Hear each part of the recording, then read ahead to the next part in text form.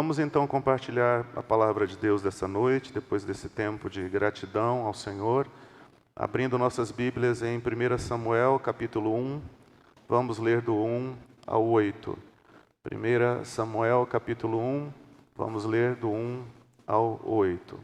Diz assim a palavra: Houve um homem de Ramataim Zofim, da região montanhosa de Efraim, cujo nome era Eucana, filho de Jeroão, filho de Eliú, filho de Tou, filho de Zufi, efraimita. Tinha ele duas mulheres, uma se chamava Ana e a outra Penina. Penina tinha filhos, Ana, porém, não os tinha. Este homem subia da sua cidade de ano em ano, a adorar e a sacrificar ao Senhor dos exércitos em Siló. Estavam ali os dois filhos de Eli, Ofni e Finéias, como sacerdotes do Senhor. No dia em que Eucana oferecia o seu sacrifício, dava ele porções deste a Penina, sua mulher, e a todos os seus filhos e filhas. A Ana, porém, dava porção dupla, porque ele a amava, ainda mesmo que o Senhor a houvesse deixado estéril. A sua rival a provocava excessivamente para a irritar, porquanto o Senhor lhe havia cerrado a madre. E assim o fazia ele de ano em ano, e todas as vezes que Ana subia à casa do Senhor, a outra irritava, pelo que chorava e não comia. Então Eucana, seu marido, lhe disse: Ana, por que choras? E por que não comes? E por que estás de coração triste? Não te sou eu melhor do que 10 filhos? Vamos orar ao Senhor. Pai, nos ajuda nessa noite a começar a compartilhar Tua palavra nesse livro tão especial, tão precioso, que os princípios, os conceitos, as lições, o ensinamento que está retratado nesse texto nos edifique nessa noite, nos ajude a compreender melhor Tua natureza, Teus pensamentos, Teu chamado às nossas vidas. Muito obrigado, Pai, pelo Teu Espírito nesse lugar, que Ele possa fluir e seguir falando ao nosso coração. No nome do Senhor Jesus. Amém. Queria fazer uma pequena introdução ao livro. Rapidamente, esse texto que lemos, que descreve os primórdios, a origem do profeta Samuel, falando de seu pai Eucana, esse livro começa com a história e a genealogia desse homem chamado Eucana, que foi pai de Samuel. E fala que ele era um homem íntegro, porque era ele obediente à palavra de Deus, obediente aos costumes do povo, obediente às convocações do povo, da nação. Existiam festas em Israel que não poderiam ser esquecidas, o povo não podia faltar, e eles iam anualmente a Jerusalém. Não sei se aqui era Páscoa, provavelmente era Páscoa, e eles iam faziam caravanas para estar todos na sua cidade ou em Jerusalém para celebrar a Páscoa, de suas cidades até Jerusalém ou até onde estava a Arca do Senhor. Então aqui no caso era Siló. E Eucana descia com a família demonstrando uma obediência, um desejo de servir ao Senhor, mostrando a sua natureza. Eucana viveu mais ou menos 320 anos depois que Josué havia morrido. Josué deixou o povo com a terra toda, ou praticamente toda, conquistada. O povo de Israel se havia assentado na terra prometida. Josué os levara a conquistar aquele lugar e Deus estava abençoando o povo. O povo foi disciplinado, corrigido, tanto na época de Moisés quanto na época de Josué, mas o povo com Josué estava vivendo um tempo de bênção, porque estavam sendo fiéis a Deus. Josué morreu, Caleb morreu, os varões de Deus dessa época se foram, E o povo de Israel, nos próximos 300 anos, se entregou à idolatria, se entregou às coisas erradas, se entregou ao mundanismo, se entregou a tudo que afrontava a Deus. E por 300 anos eles foram oprimidos pelos seus inimigos. Os mesmos que eles haviam derrotado, uma boa parte deles se fortaleceu e os escravizava, e os oprimia, e os matava, e os roubava, e os adoecia, e os perturbava grandemente. Então foram 300 anos em que o povo sofreu grandes tormentos, porque se havia afastado da vontade de Deus. Amado, por aí nós já começamos a entender algumas lições desse texto que começamos a analisar. Quão infeliz, quão triste, quão oprimida, quão roubada, quão sem propósito, quão desgraçada, com o perdão da palavra, é a vida de quem vive alheio à vontade de Deus, de quem vive sem a bênção de Deus, sem uma submissão à palavra, à vontade, aos desejos, às direções de Deus. E hoje, amado, a vontade de Deus, a direção de Deus, ela é entregue à igreja. Eu não estou falando, entenda com clareza, da Missão Cristã Elim, eu estou falando da igreja do Senhor, a igreja que se reúne, que busca servi-lo junto, o lugar onde Ele habita, onde Ele está.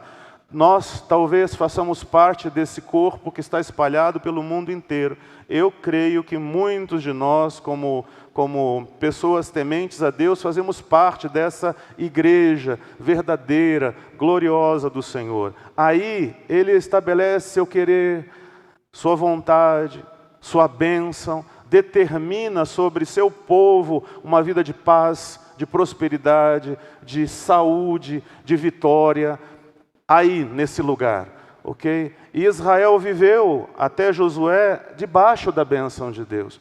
Mas depois que Josué se foi, o povo começou a se rebelar contra a palavra de Deus. Começou a achar que poderia ser abençoado sem obedecer à palavra de Deus. Que poderia ser abençoado sem ser fiel a Deus. Que poderia ser abençoado tolerando coisa errada na sua vida. E às vezes, amado, isso nos traz uma certa dúvida, porque muitos de nós fazemos isso e continuamos sendo abençoados.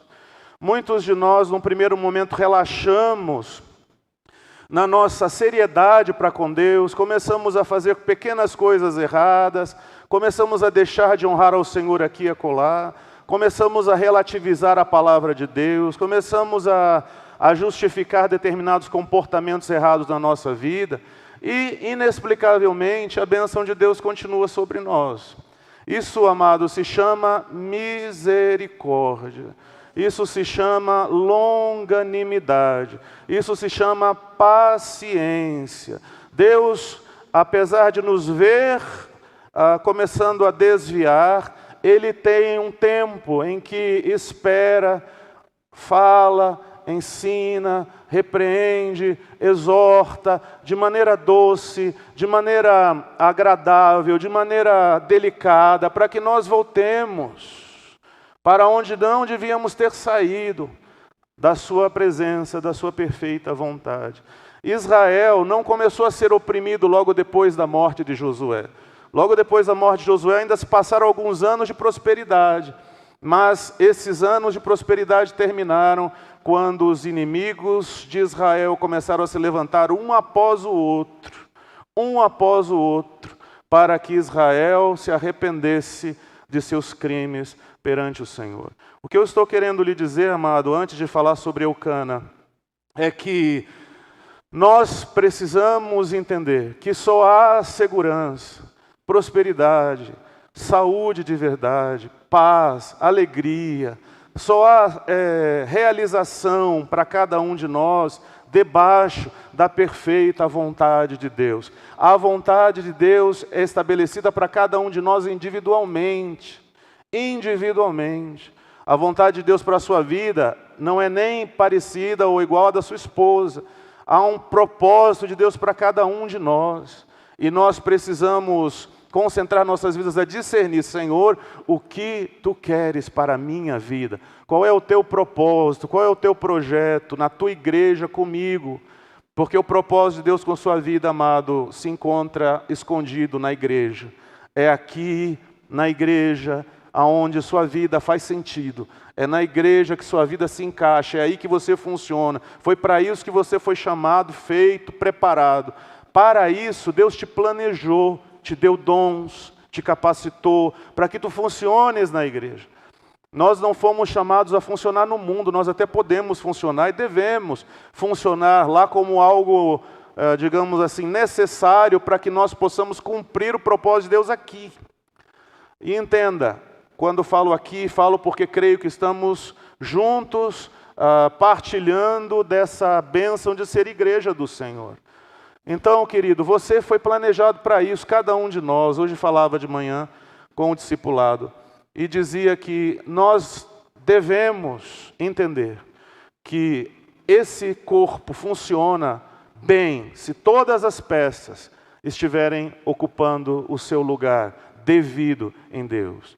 Eu não tenho os dons que o irmão tem. Eu não tenho a capacitação que o irmão tem. Por exemplo, estava vendo o Ministério Infantil. Eu não tenho a menor capacitação para tratar com crianças. Não é meu jeito, não. Veja como os bebês reagem, não. Eu não tenho muito jeito. Eu só entendo de bochecha, apertar a bochecha, balançar a criança, só. Mas não tenho essa graça. O Senhor Deus estendeu essa graça a algumas irmãs amadas, outros irmãos amados, que estão aí exercendo esse papel. Como seria o ministério infantil se dependesse de mim? Mas graças ao Senhor, Deus tem levantado vidas que estão aí se dedicando, preparando aula, se doando para que nossas crianças cresçam na presença de Deus. Amado, e se eles não tivessem ou não tivessem se levantado? Deus levantaria outro, ok, mas eles estariam perdendo a bênção de estar debaixo da vontade de Deus e ser abençoados por estar vivendo esse momento, esse lugar tão honroso que Israel abandonou. Então, quando Eucana, quando nós vemos aqui a descrição de Eucana, nós estamos vendo um homem que foi fiel a Deus no meio de toda essa confusão. O povo estava afastado de Deus. O normal para Israel não era essa conduta correta de Eucana. O normal para Israel era relativizar as coisas de Deus. Coisa de Deus se faz de qualquer jeito. Interessante que isso é tão evidente que os próprios sacerdotes, Eli e seus filhos, Ofni e Finéias, mostravam como é que a nação via as coisas de Deus. Se os irmãos tiverem tempo, depois deem uma lida, como era a conduta de Eli, uma conduta relapsa, um sacerdote obeso, largado, que levava as coisas de qualquer maneira, entregou o sacerdócio na mão de 2 filhos que não temiam a Deus, 2 líderes que não tinham testemunho, que não amavam a Deus, que só pensavam em lucro, dinheiro, domínio, imoralidade, porque eles tinham relações com as mulheres que trabalhavam, que serviam a Deus no templo. Os pastores do povo eram, acho que, não só um exemplo, mas uma marca grandiosa de como era o povo, de como o povo levava as coisas de Deus. Se o pastor não leva as coisas de Deus a sério, se o pastor é um homem dinheirista, se o pastor é mau caráter, se o pastor é mentiroso, se o pastor é leviano, se o pastor é impuro, se o pastor é um mau exemplo, que dirá o povo? E como isso para nós é importante, porque Eucana, para mim, já é o primeiro milagre desse livro. Porque é um homem que, apesar de tudo isso, não deixou de fazer o que era certo diante de Deus.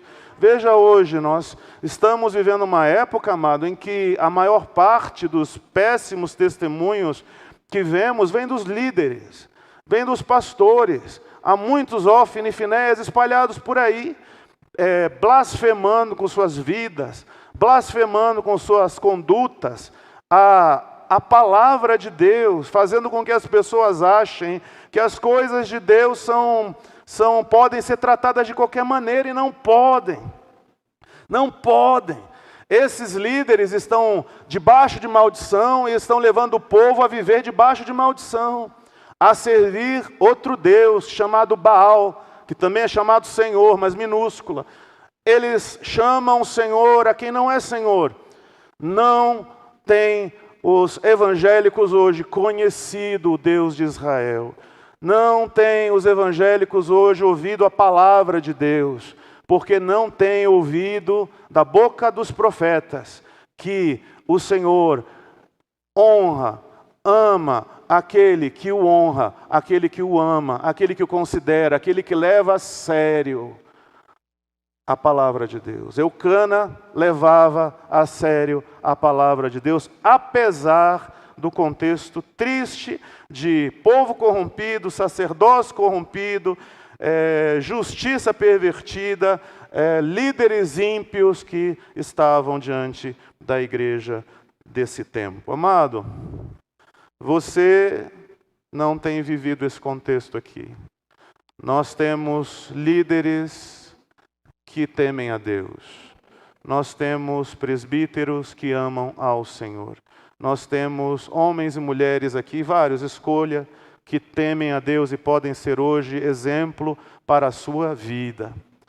Nós não temos desculpa para dar por tratar as coisas de Deus de maneira indigna, por levar as coisas de Deus de qualquer jeito, servir a Deus de qualquer maneira, desconsiderar os cultos, as reuniões, que são convocações. Por exemplo, hoje é dia do Senhor, é dia solene, é dia em que nós nos reunimos para louvar nosso Deus, é uma convocação, é o tempo mais importante da semana, é o compromisso mais importante que nós temos. Não há outro compromisso na semana mais importante que esse. Não há, nem o seu trabalho é mais importante que isso, porque se esse momento não é um momento levado a sério, breve você verá que a misericórdia de Deus se estica, mas ela encerra, para que você não se perca. Muitas vezes Ele tem que quebrar os pilares da sua vida para te fazer entender o que de fato importa. Eucana entendia que ele precisava levar Deus a sério. Amado, nós precisamos levar Deus a sério. Nós precisamos considerar nosso Deus como um Deus vivo e verdadeiro. Ele é vivo, Ele é verdadeiro, Ele nos conhece. Consagre-se ao Senhor. Diga a Deus, eu quero obedecer a Tua palavra. Eu quero fazer o que é certo. Eu quero proceder de acordo com aquilo que Tu ensinas na Tua palavra, na Tua igreja. Eu quero me encaixar na Tua igreja. Eu quero ser achado trabalhando, sendo útil, sendo agradável ao Senhor. Minha vida seja agradável ao Senhor. Nós estamos ouvindo outro discurso aqui, graças a Deus. E eu não estou dizendo que só aqui se ouve esse discurso. Há muitos lugares onde a palavra de Deus está sendo pregada com seriedade. Glória a Deus por isso. Ultimamente temos descoberto mais alguns lugares e outros pastores que, com a graça de Deus, têm pregado um evangelho sadio. Homens que temem a Deus estão aí nos púlpitos pregando a verdade. Não são muitos, mas estão aí. Glória a Deus por suas vidas. Então voltamos aqui ao texto da história de Samuel.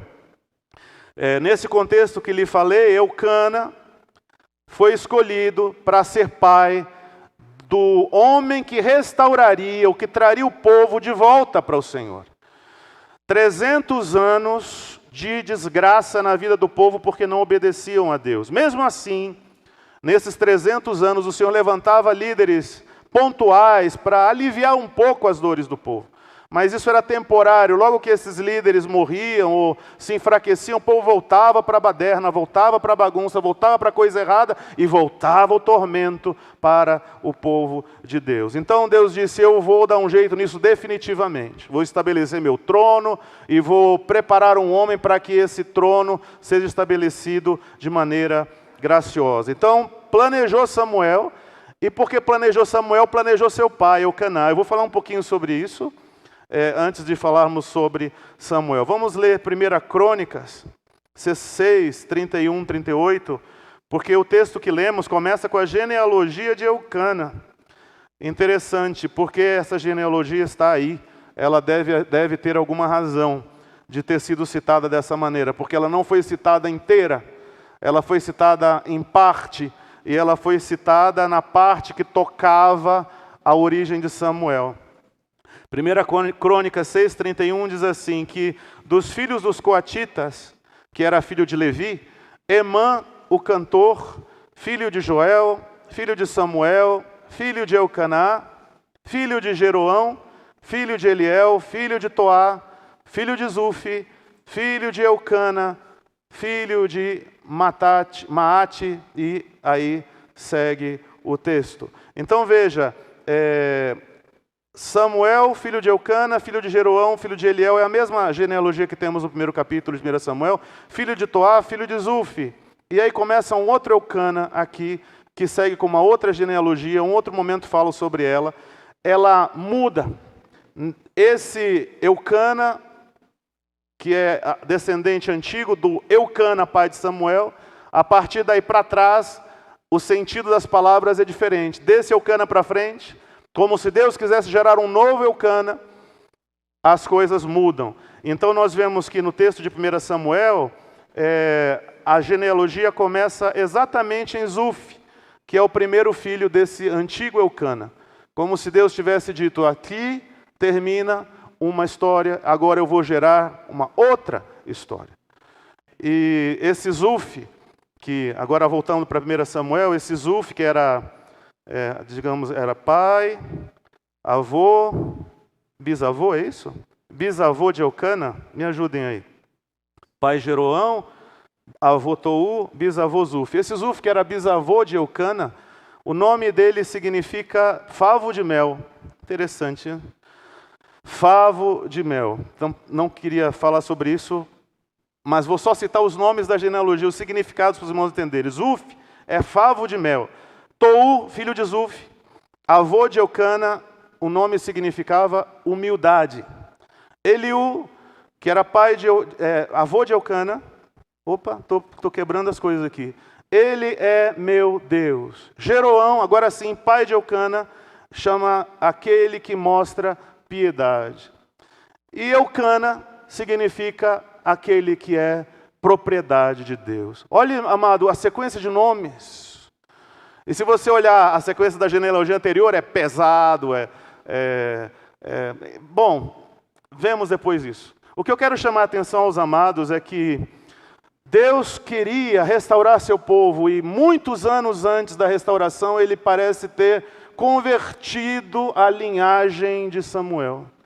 Muitos anos antes de gerar um profeta para seu povo, ele converteu na 4ª geração anterior um homem chamado Zufi, que foi chamado pelo seu pai, ou foi dado a ele o nome favo de mel, e colocou no nome de seu filho humildade. E vocês sabem que os antigos colocavam o nome nos filhos de acordo com aquilo que estavam vivendo no momento, com aquilo que estavam aprendendo de Deus. Não, então, humildade era o nome do filho de Zufi, que colocou no seu filho, ele é meu Deus, que colocou Eliú no filho dele, Jeroão, Deus é piedoso, aquele que mostra piedade, e que colocou no seu filho Eucana o nome que esse é possessão, ele é propriedade, obrigado, propriedade de Deus. Eucana significa propriedade de Deus, sob a posse de Deus, sob o governo de Deus. É isso que significa Eucana. Então, ele era um homem que foi desejado pelo seu pai, que fosse um homem dado a Deus, propriedade de Deus, e que estivesse ele sob o governo de Deus. Não. Eu queria tanto falar sobre tantas coisas, mas, amado, como nós que estamos sendo talvez a primeira geração, talvez muitos de nós, somos Zufi. Nós não tivemos pais crentes, nós não tivemos uma família crente, nós não tivemos, talvez, um ensino do Evangelho em casa, mas por alguma razão Deus, na sua misericórdia, nos fez ouvir o Evangelho e nos convertemos e nos tornamos homens e mulheres de Deus. Muitos de nós não tivemos uma descendência crente, mas somos a primeira semente de uma história na presença de Deus. Eu não sei quantas gerações nós teremos de hoje até Jesus voltar. Eu acredito que não serão muitas, não. Mas, se é uma, se é duas, amado, entenda, se você é o primeiro de uma linhagem de restauração, saiba o quanto teu papel é importante, no sentido de projetar sobre teu filho o desejo piedoso de que ele seja governado por Deus, posse de Deus, propriedade de Deus. E para que isso aconteça, eu preciso ser um homem temente a Deus. Zuf significa favo de mel, né? Não sei por que foi colocado esse nome, mas geralmente homens de Deus são homens doces, homens amáveis, homens que trazem doçura à vida das pessoas.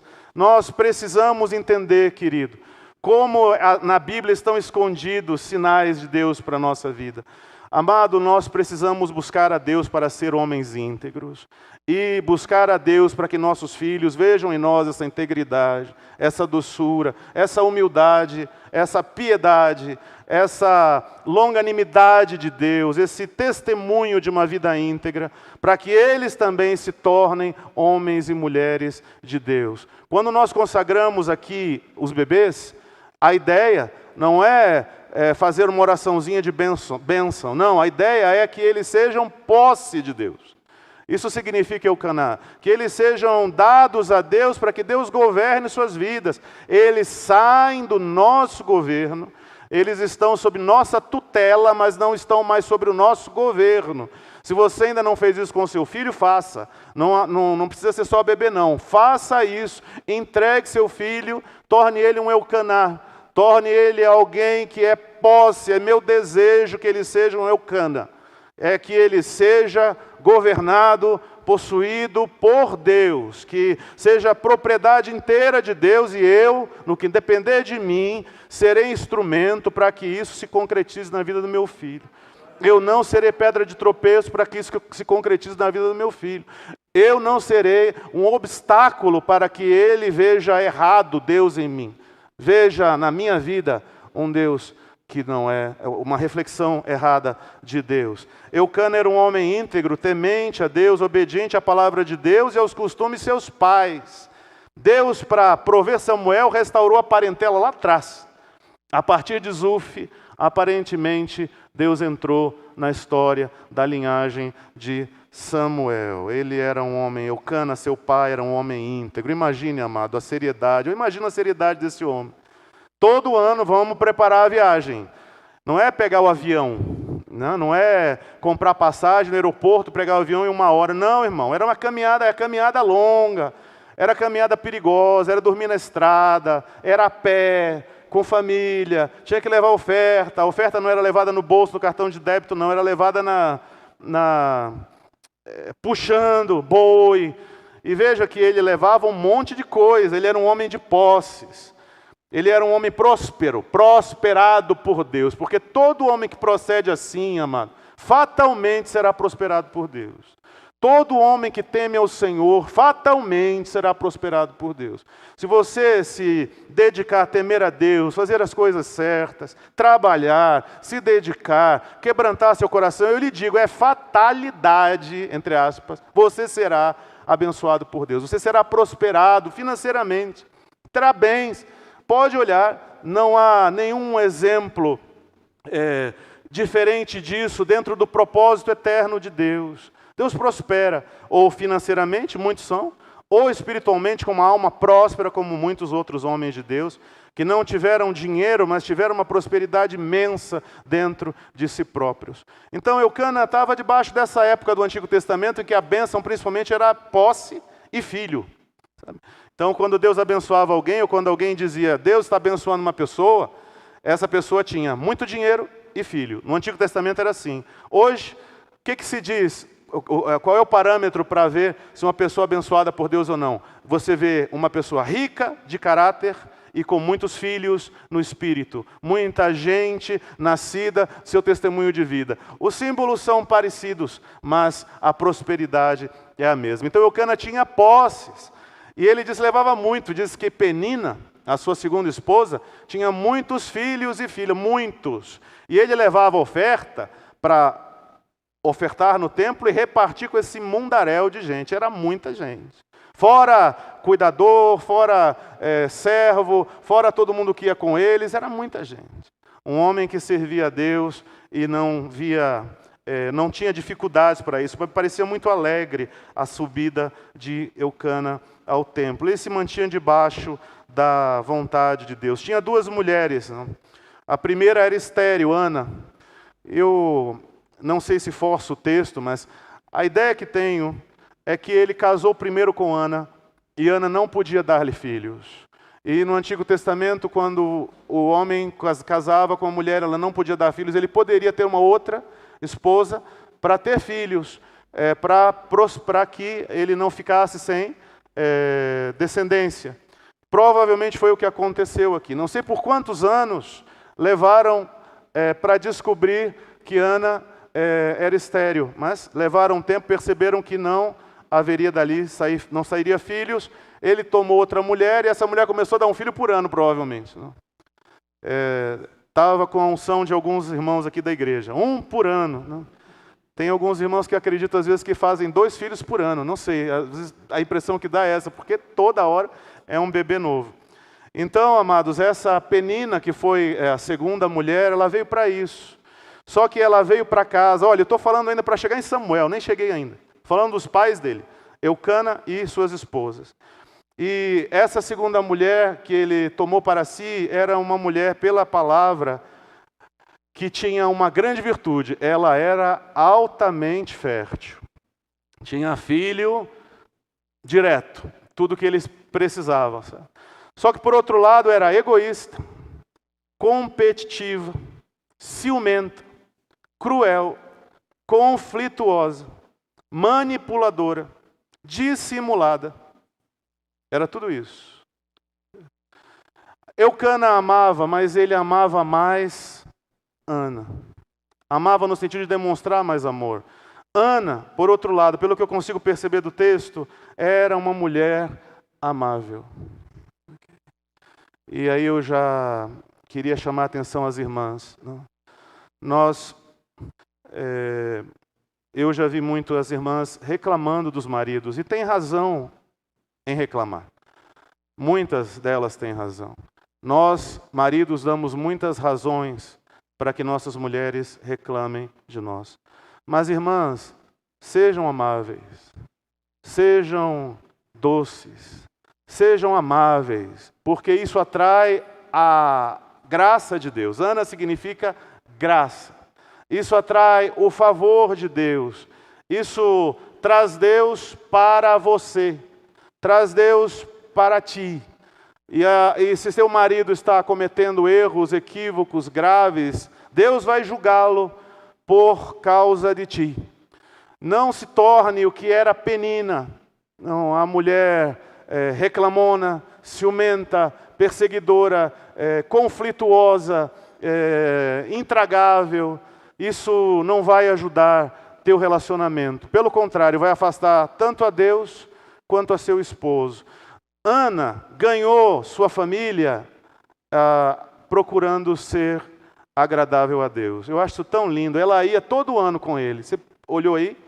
Todo ano ela ia, mesmo sabendo que ela ia ser espezinhada o caminho inteiro, ida e volta. Ela não deixava de ir ano após ano a Jerusalém, sabendo disso, porque queria agradar a Deus.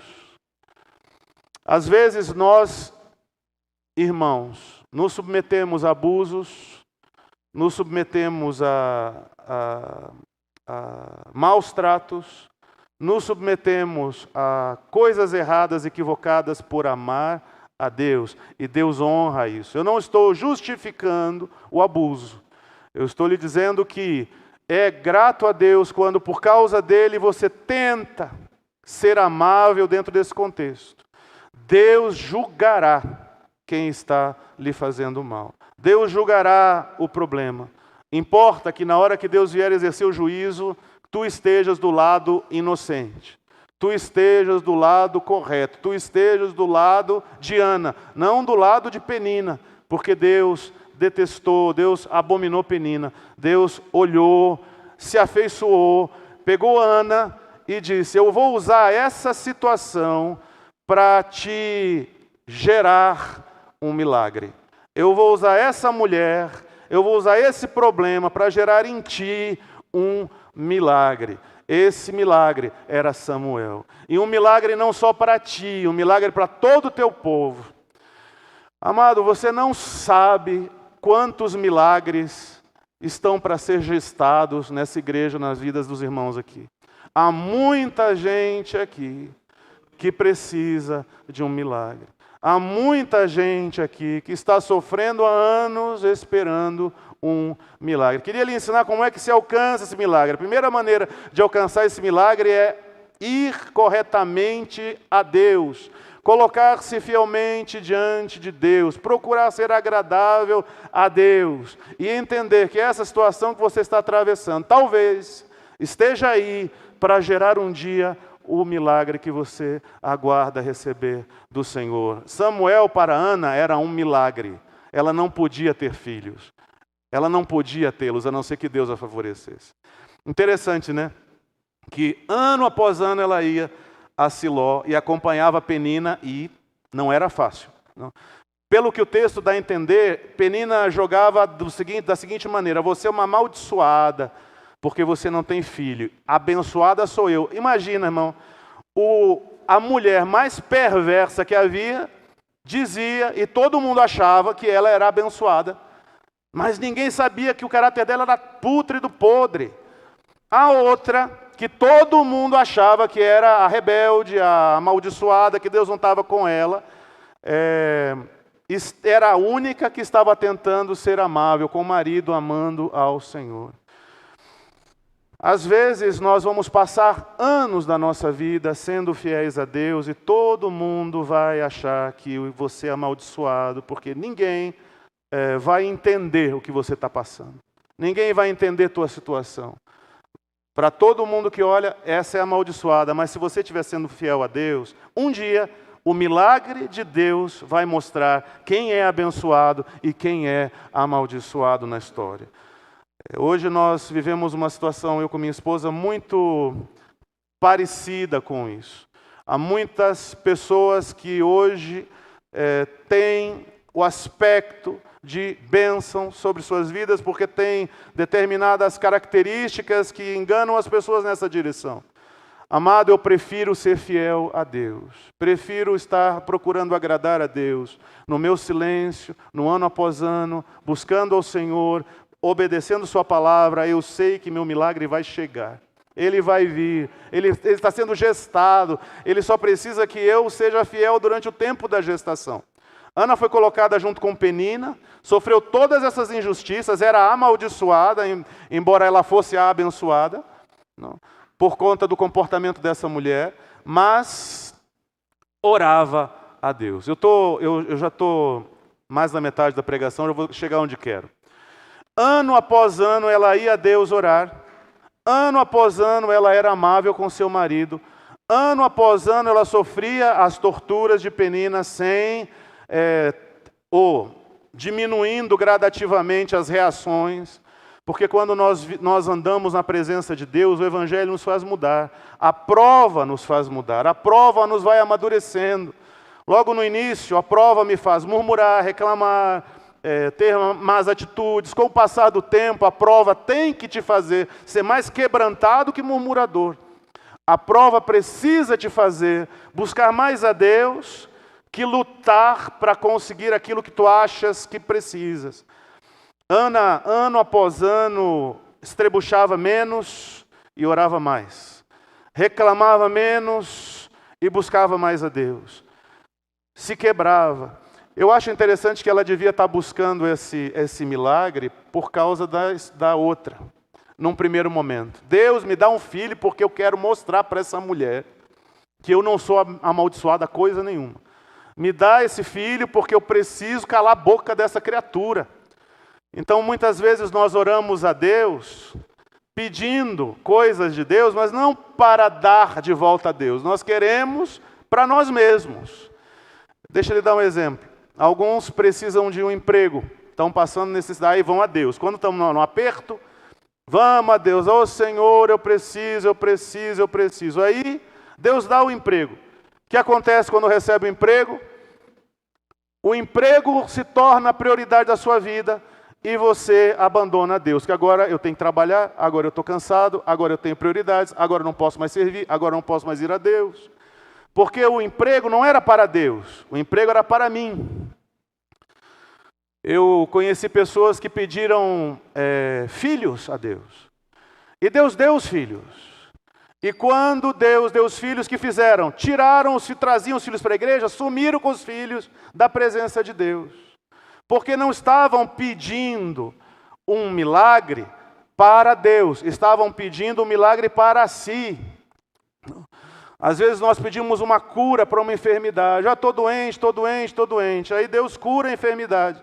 A primeira coisa que tu fazes quando a enfermidade está curada é viver a vida que você não vivia antes da doença, longe de Deus. A cura não era para Deus, a cura era para mim mesmo. Ana, durante muitos anos, devia ter pedido esse filho, esse milagre, para calar a boca da Penina.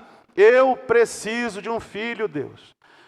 E essa oração, invariavelmente, não é atendida pelo Senhor. Você entende isso? Essa oração, invariavelmente, não será atendida pelo Senhor. Deus não atende orações de quem pede para si próprio. Deus atende orações de quem pede para Ele, para a glória dEle, para que o nome dEle seja glorificado. Quando Ana chegou num determinado ano e mudou a oração, e ela orou dizendo: Senhor, se tu me deres um filho varão, ele será consagrado a ti, assim como o pai, ele será de tua possessão, todos os dias da sua vida, não vai passar navalha sobre a cabeça dele, porque eu vou cuidar para que isso não aconteça. Ele será um menino santo, um menino dedicado, eu vou investir, vou protegê-lo, vou cuidar dele para ti. Ele será teu todos os dias da sua vida. E aí o que aconteceu? Deus ouviu, a tristeza foi embora, a prova passou, o milagre veio, e o milagre não veio só para ela, veio para toda a nação de Israel. Por que você está aflito? E por que tu estás pedindo o que tu estás pedindo a Deus? É para quê? Quero que meu marido se converta. Para quê? Quando ele se converter, saiba, ele vai querer estar na igreja mais que você. Mas quero que ele vai querer as coisas de Deus mais que você. Ele vai querer doar a vida dele mais que você. Talvez ele queira dar recursos a Deus, queira ofertar, e você vai deixar de viajar, comprar suas bolsas. Porque já aconteceu isso também. Tem histórias antigas, não? Muitas histórias. Né? Meu marido precisa se converter, mas o marido se converteu. Aí quando se converteu, queria viver na igreja, a esposa achou ruim. Não pode ser assim, agora está na igreja. Não, e começou a brigar com ele em casa, até que tirou o marido da igreja. Por que eu quero que o meu marido se converta? Você já entendeu, amado? Quando Deus nos quer dar algo dele, Ele nos coloca naquelas recâmaras de prova para ver se nós entendemos, captamos a mensagem daquilo que Ele quer fazer na nossa vida. Agora, aquilo que Ele quer fazer na sua vida é para Ele. E enquanto eu não entender que é para Ele, eu vou estar orando de mim para o teto, do teto para mim. Não passa do teto a oração. Eu posso orar: Senhor, me dá um emprego porque eu preciso de recurso. Ele vai olhar seu coração e dizer: você precisa de recurso porque você quer comprar casa, comprar carro, quer viajar, quer realizar seus sonhos. Mas quando você ora: Deus, eu quero um emprego porque eu quero te servir com o meu emprego. Eu quero um emprego para dar para ti. Eu quero um emprego que me proporcione poder contribuir com a obra. Achei tão interessante o irmão Mércio, não? Quando falou: se você aí que está online deseja contribuir, porque você sabe que o emprego que você tem foi Deus que lhe deu, e se foi Deus que lhe deu, Ele tem um propósito, glorificar o nome de Deus, contribua, glória a Deus. Há pessoas que talvez queiram fazer isso. Mas normalmente, amado, nós, quando pedimos as coisas a Deus, não perguntamos a nós mesmos o porquê nós estamos orando a Deus dessa maneira.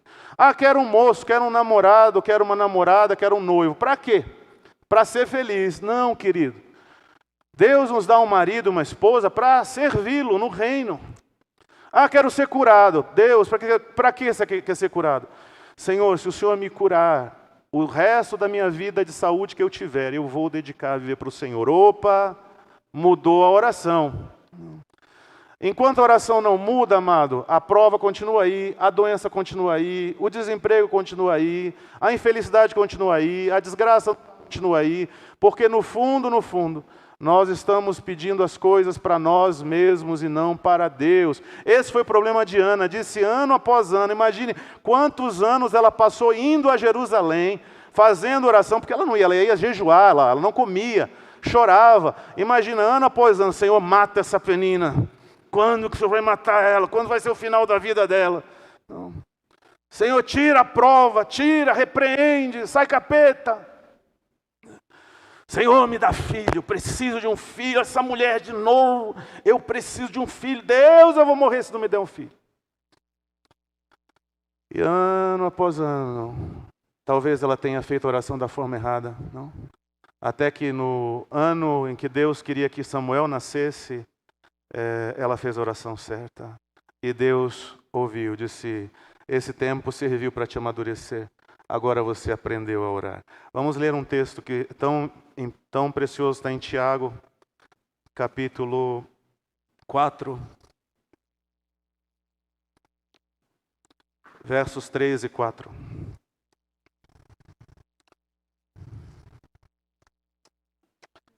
Tiago, capítulo 4, versos 3 e 4, diz assim: pedis e não recebeis. Por quê? Pedis mal, para esbanjardes em vossos prazeres. Infiéis, não compreendeis que a amizade do mundo é inimiga de Deus. Aquele, pois, que quiser ser amigo do mundo, constitui-se inimigo de Deus. Nós não podemos pedir a Deus as coisas para usar nesse mundo. Nós não podemos pedir a Deus milagres que vão me servir para melhorar minha vida nesse mundo. Qualquer milagre que peça a Deus, e não há milagre grande demais que Ele não possa realizar, amado, deve ser pedido para a glória de Deus. Sabe, Ana foi a Deus e disse, Senhor, se o Senhor me der um filho, se o Senhor se lembrar de mim e me der um filho, esse filho vai ser para o Senhor. Senhor, se o Senhor me der um emprego, se o Senhor me fizer financeiramente próspero, Senhor, toda essa prosperidade vai ser para o Senhor, vai ser dedicada ao Senhor. Eu vou viver dela, mas eu vou abençoar a muitos com essa prosperidade. Senhor, se o Senhor me der, se meu marido se converter, eu vou viver atrás dele na igreja, e ele, se ele quiser viver para a igreja 24 horas por dia, eu vou estar lá 24 horas, eu não vou ser um empecilho, uma ciumenta, um entrave. Não, Senhor, ele é para ti. Porque tem aquilo, se converte e depois a mulher quer, né? Se meu filho se converter, se minha filha se converter, eu não vou querer mandar na vida, deixa ela servir a Deus. Outro dia estava com uma certa senhora dizendo que agora minha filha não quer mais sair da igreja. Antes, orava a Deus que a menina se converteu, agora não quer mais sair da igreja, está reclamando que a menina não quer sair da igreja. Minha filha, você não quis um milagre para Deus, você quis um milagre para você. E olhe, tome bastante cuidado para essa moça não se desanimar, não perder a fé e voltar a ser pior do que era antes, por causa da tua necessidade. Então, nós temos que aprender o que diz essa escritura. Pedis e não recebeis, porque pedis mal, para esbanjardes em vossos prazeres. Ana aprendeu com os anos de prova a pedir certo. Você já aprendeu a pedir certo? Está precisando de um milagre, amado? Peça certo. Peça para Deus. Em 1 João 5,14 diz assim: essa é a confiança que temos para com Ele, que se pedirmos alguma coisa segundo a sua vontade, Ele nos ouve. Aleluia. Amado, Deus tem mais interesse que você que seu esposo se converta. Mais interesse, porque Ele precisa de obreiros na igreja. Deus tem mais interesse que você, que sua mulher deixe de ser nécia, deixe de ser uma penina e se torne amável. Deus tem mais interesse que isso, que você. Por agora, quando sua mulher se tornar amável, o que você vai fazer com ela? Vai apertar ela para ti, vai governar, vai mandar, vai impedir que ela vá para a igreja servir a Deus. É isso que você vai fazer, Nécio? Louco. Então você está pedindo errado. Nós temos que aprender a pedir segundo a vontade de Deus. A vontade de Deus é que vocês sirvam como casal, que vocês sirvam integralmente, que seus filhos sejam homens e mulheres de Deus. É mais do que você, Deus quer converter seus filhos. Mais do que você, Deus quer restaurar seu casamento. Mais do que você, Ele quer lhe curar. Mais do que você, Ele quer melhorar sua situação financeira. Mais do que você. Só que isso precisa ser pedido da maneira correta. E os anos de prova te ensinaram a orar direito. O tempo que você já tem, os anos indo e descendo a Jerusalém, já lhe ensinaram a pedir direito. Peça certo. Toque a tecla certa da música. Aperte a tecla correta do piano. E o Senhor vai dar o milagre que você precisa. Seja qual for. Seja qual for. Não há impossíveis para Deus em todos os seus decretos. Não há impossíveis para Deus dentro da sua vontade. Não há impossíveis para Deus. Irmão, entende o que estou lhe falando ou não? Vou terminar falando aos amados o que significa Samuel, o milagre que Ana pediu. Ela pediu e deu esse nome a ele. Interessante, não? Samuel, Shemuel, em hebraico significa, primeiramente, seu nome é El, ou seja, seu nome é Deus. Ana colocou no seu filho, primariamente, um reconhecimento de que ela agora conhecia a Deus. Antes, te conhecia de ouvir falar, mas agora os meus olhos te veem, e por isso eu me arrependo no pó e na cinza, disse Jó. Depois de anos na prova, até que aprendeu a pedir certo, até que aprendeu a fazer a oração correta, e Deus o abençoou e trouxe a ele seu milagre. E Samuel vem de chamar, que significa ouvir, escutar, atender. Então, quando Ana colocou o nome de Samuel de Shemuel, ela estava dizendo: eu sei quem tu és, e tu és o Deus que ouve. Tu és o Deus que atende. Aqui está a prova. Tu és o Deus que ouve, que atende a oração daqueles que te buscam segundo tua vontade. Está aqui a prova. Eu sou a prova. Meu filho é a prova. E tanto é a prova que depois ela teve mais outros filhos e filhas. Amado, você um dia vai chegar com um milagre na sua mão. Mas você tem que chegar com esse milagre para todos e dizer: essa é a prova que Deus ouve. Isso aqui, esse Samuel, esse milagre que Deus me deu, eu estou dedicando ao Senhor. E essa é a maior prova de que Deus me ouviu e encerrou meu ciclo de prova, ofensa, tribulação, tristeza e dor. Amém? Deus ouve. Uma outra coisa, Ana chorou amargamente. Ela não foi a Deus: Deus, meu milagre é aquele, tá bom? Ok? Não, amado.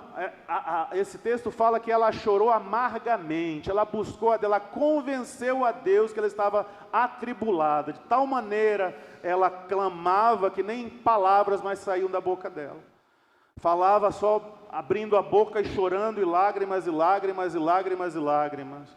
Passou por doida, passou por bêbada diante do sacerdote ali.